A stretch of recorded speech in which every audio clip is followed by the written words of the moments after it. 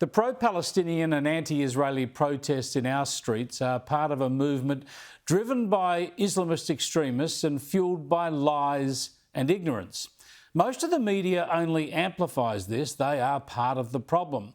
And it results in the sickening scenes I showed you yesterday. They unfolded at Bondi on the weekend, with people in this country calling for a terrorist uprising in Israel, calling for terror attacks on Israelis, because whether these protesters know it or not, that is exactly what Intifada is.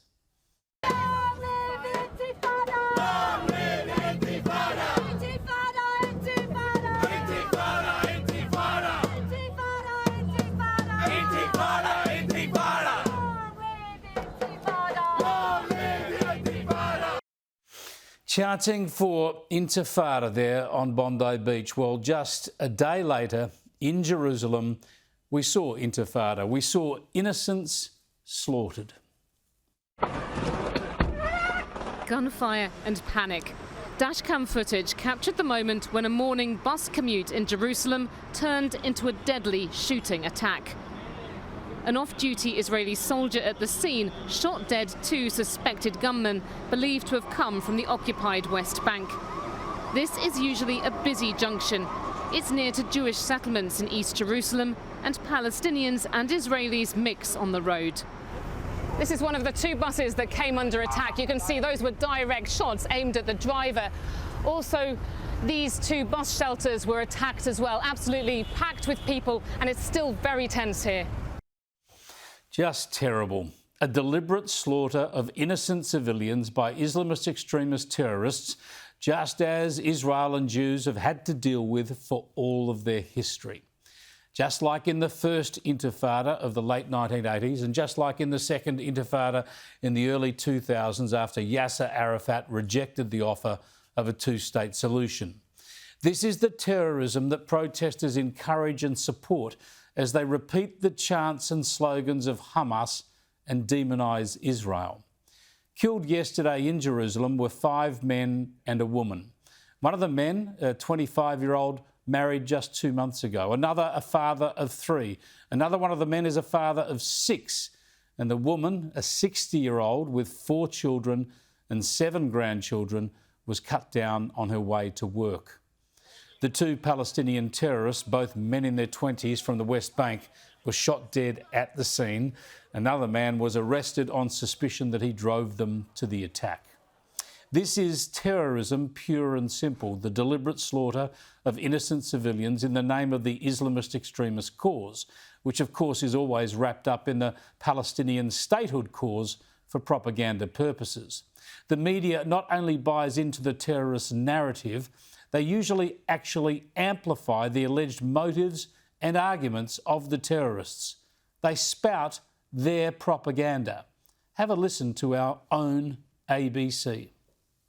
We have heard from Hamas in the wake of this attack. We do need to stress that it is not claiming responsibility for this, but it has praised the work of these 2 gunmen, these resistance fighters, as they are describing it. It says that this is what happens when the Israeli forces continue their aggression in Gaza and also in parts of occupied East Jerusalem and the West Bank. But this is the sort of response that is going to come from the community. Resistance fighters? Why even repeat such grotesque phrases? This is a reporter paid by Australian taxpayers mouthing the propaganda of the Islamist terrorists of Hamas. Israel aggression is to blame?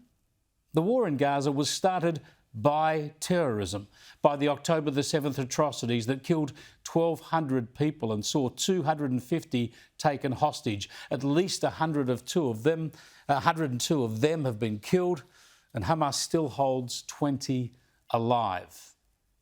Just on the ABC, their main Sydney bulletin didn't even cover the Jerusalem terrorist attack last night, the breaking news. They say there was too much local news. And the ABC's coverage today has been muted. This is an organisation, a media organisation that's run wall-to-wall coverage of erroneous claims about Israel targeting civilians and wall-to-wall coverage of erroneous claims about hospital strikes and obviously and wildly incorrect claims about thousands of babies being on the brink of death. It's run incorrect pictures and claims about starvation, not to mention breathless coverage of incorrect claims that aid workers were deliberately targeted. But when there is a clear-cut case of terrorists deliberately killing civilians in Israel, the ABC's coverage is downplayed and it runs the terrorists' attempted justification for killing innocent people. I mean, forget the blatant misinformation and the abuse of taxpayers' money. I just don't know how these people sleep at night. Meanwhile, anti-Israel activists are again running a flotilla across the Mediterranean to Gaza. Just across the water from here, there is a genocide going on. A mass starvation committed by Israel's murder machine. End your complicity!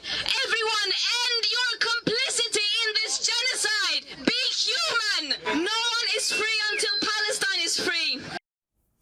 This stuff is hysterical and false, of course, yet it's regurgitated by activists around the world. And as if to press home how complicit the United Nations is on this anti-Israel campaign, their former special envoy is on board. She's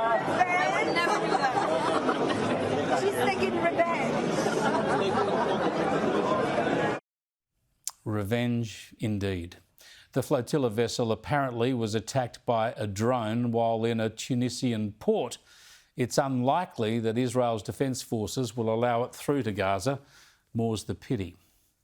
Yet to go back to where I started, have a look at the ABC reporting of Sunday's protest at Bondi. It criticised the Jewish counter-protest over how they greeted the hateful anti-Israeli mob. Some on the beach yelled abuse. Others told pro-Palestinian demonstrators to go back to Lakemba. This is our land! We don't come to Lakemba! Don't come to Bondi! Go back to a certain area, or even worse still, people being referred to as terrorists. They're just not acceptable. Really? That's what they complained about? Not the pro-Palestinian activists deliberately intimidating the Australian Jewish community? And not the chanting for Intifada, the chanting for terrorism? Long live Intifada! Long live Intifada! Intifada! Intifada! Intifada! This is how low we have sunk. Barracking for terrorism is okay in the eyes of some. These are dark days. This pro-Palestinian protester at Bondi might remind many of us of the four horsemen of the apocalypse. With a white horse, he would be conquest. This is a battle. It is against Islamist extremism, people who oppose Western civilization and the freedoms and plurality at its core. People who walk onto a bus and start killing people indiscriminately. That's who we're fighting. Israel is at the epicentre. Too many people in Western countries like ours either do not understand this or don't take the threat seriously enough.